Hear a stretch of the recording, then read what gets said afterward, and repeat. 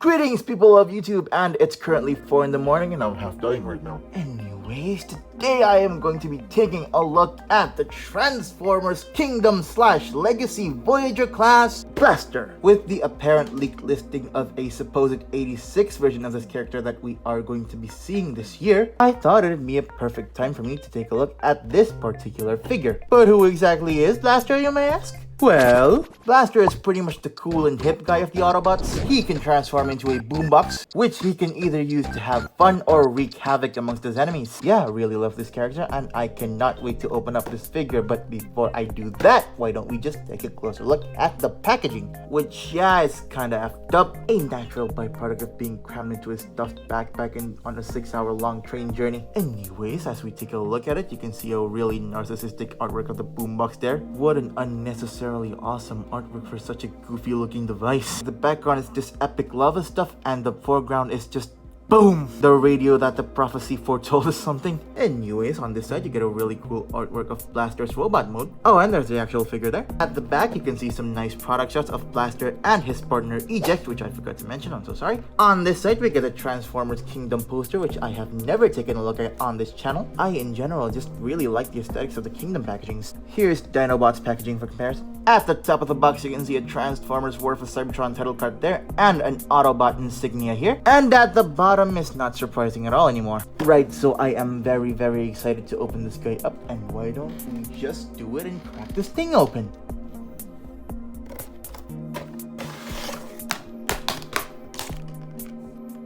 And here's the Kingdom Blaster out of his packaging with Eject there stored away in his chest. I think this figure is pretty cool. Not without his issues. We'll get into this in just a little bit. But I find it really cool that he comes with his mini cassette partner. And I forgot to transform these. I'm so sorry. And this Eject figure is so cool to the point that I want to take a look at his accessories first. Blaster comes with his blaster and his partner Eject. This blaster is sculpted really nicely, really accurate to the G1 cartoon, and it can easily be placed in either one of Blaster's hands, although this one looks like it has a trigger finger. That's kind of cool. Yeah. Now he's ready to take on those Decepticon menaces. But in case he needs help, you can just detach the blaster from this particular hand. It's really tight.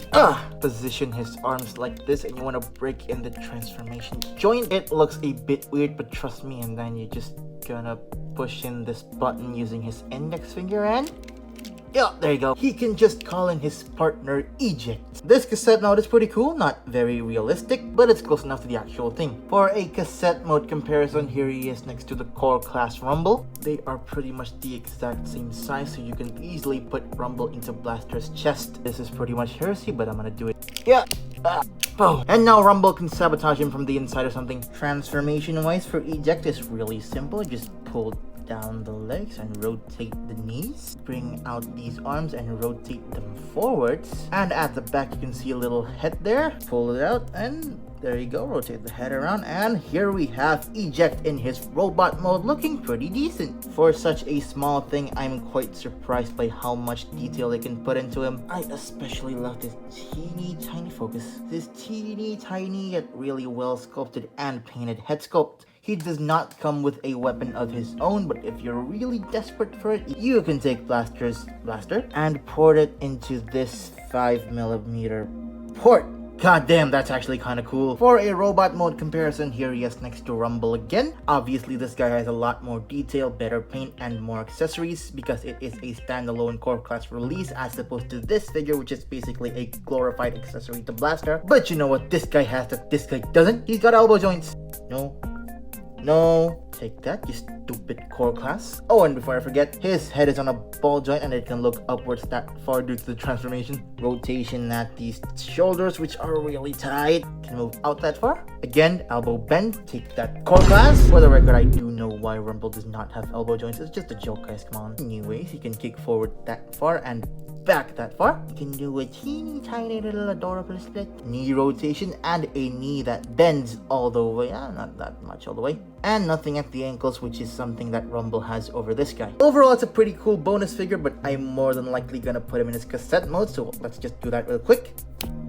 Also, I forgot to mention that the breeze on this figure has swelled quite a bit, and that's not a good sign for the future. Open his chest again, and to insert it, you're gonna keep an eye on this little tab here, which will prevent the cassette from going in all the way. You're gonna put the cassette in between that tab and this whole opening chest piece and just put it in like so. Close this in like so, and bam, that fills up Blaster real nicely. And now why don't we take a closer look at the figure itself. As always, comparing this guy to his cartoon model, I think they did a good enough job at replicating the cartoon model. He's not as chunky nor as blocky as the original cartoon, but I think he looks a lot cooler this way. Definitely makes him more suitable for battles. The way they did this figure here reminds me a lot of Kingdom Huffer, wherein they take a somewhat clunky G1 design and they modernized it whilst still paying homage to a lot of those G1 design aspects. And I think this turned out pretty great. He's still blocky, yet not as clunky as that original model. Definitely looks a lot more fierce and cooler in my opinion. Though proportionally he's still a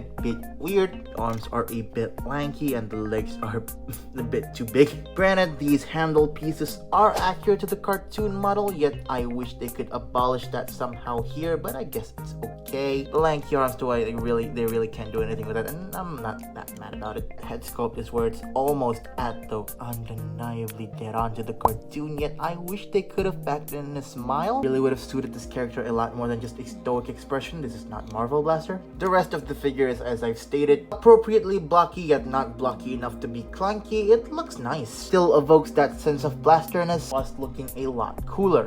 I really like how they sculpted in these battery packs here. Backpack looks really good, yet the butt flap is kind of annoying. Is something I would like for them to get rid of in the next 86 release if they can do that, but I mean, you can hinge it as you like, so maybe it wouldn't look that bad from the end. No, it's still kind of bad. Whatever, butt flaps aren't the worst thing that can befall a Transformer. At least not a backpack. Really like these speaker details in the shins as well. So looks wise, I really like this guy quite a bit, but how he this is a brand new, still sealed in the box figure, and the hips are this is hands down the worst hips I've ever experienced on a Transformer. Even just moving it out normally, it won't. Of course it'll stay now because the camera's on. Thank you very much. It does not take much for me to just, there you go. It moves forward and back just fine, but the split, again, if they were to re-release this or make a new mold for the 86 figure, this is an issue that I would very much like for them to fix. What needs no fixing though is its articulation, because it's actually really good. Apart from, ball joint at the head that can look all over the place. Side to side, up that far, down that far, and the pivot. Shoulders can rotate 360. They are actually pretty tight. I kind of like that. Can move out that far. Bicep swivel. Elbow bend here, and that makes the forearm kind of long. But I guess you can bend the elbow here, and that does not look much better. But hey, you got options. Wrists move up and down due to the transformation. I know I really like to position this wrist upwards. Looks like he's valiantly pointing at a Decepticon or something. We swivel. I don't think this counts with articulation. His legs can kick forward that far. Move the butt flap out of the way, can move back that far. Automatic split. Loose thigh swivel. A weirdly tight knee bend. That's kind of odd. Got a nice ankle pivot. And finally, a ratcheted toe bend that is a bit useless, but you can do some things with it. Posability on this guy is pretty good, other than, but it's pretty standard for a Voyager class. What's also standard for a Voyager class would be his size comparisons. Here's Blaster next to Studio Series 86 Brawn. Compared these two with each other because they love beating the shit out of Soundwave. Comparing him to one of the Decepticons he fought in the episode Autobot. Here he's next to the Siege Starscream. Comparing him to a regular 6-inch scale figure, we have the Marvel Legends Mr. Knight. And finally, we have his opposite number, Soundwave. I know this is from the Bumblebee movie, but I still think they look cool together. And now we come to potentially my favorite part about this figure, the transformation and the resulting alternate mode.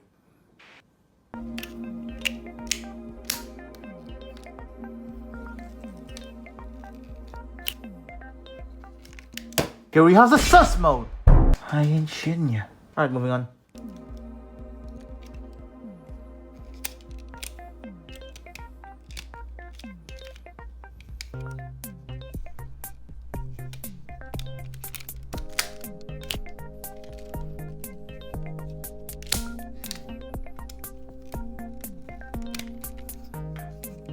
And here's Blaster in his boombox mode, and that transformation was extremely satisfying. The arms and the legs just crumpled into this extremely appealing box. Taking a nice close look here, you can see that there are a lot of painted details, and I love that about it. All the buttons, the speaker details, everything is painted and sculpted really well. Doesn't look as great from the back, but who's gonna display this thing on the back anyways, right? You can hold the handle if you want to, and that's pretty cool, although a bit too small. And of course the function still retains.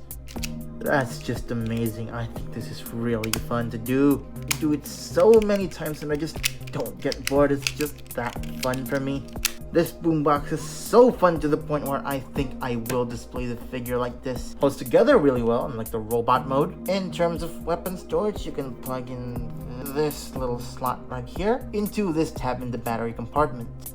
Yeah, and that looks really good. It's not at all visible from the front. Or you can also add it like this, and that just looks really stupid. These are also the weapon storage slots to put in the robot mode, by the way, and I just forgot to mention that. Yeah, Blaster's all mode, really cool, and there's not much else to say. Why don't we just get to the size comparisons? Here he is next to Brawn, Starscream, Mr. Knight, and finally Soundwave's stupid pancake. And I think I'm just gonna end the review here. So that was my review for the Transformers Kingdom/Legacy Voyager class Blaster. Now to answer the title. Do we need an 86 version of this guy?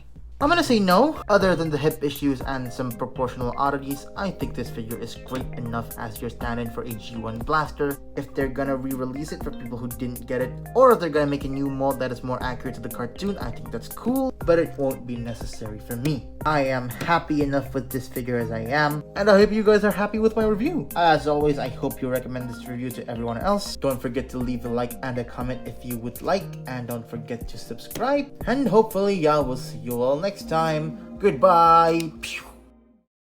You betrayed yourself. No, Optimus!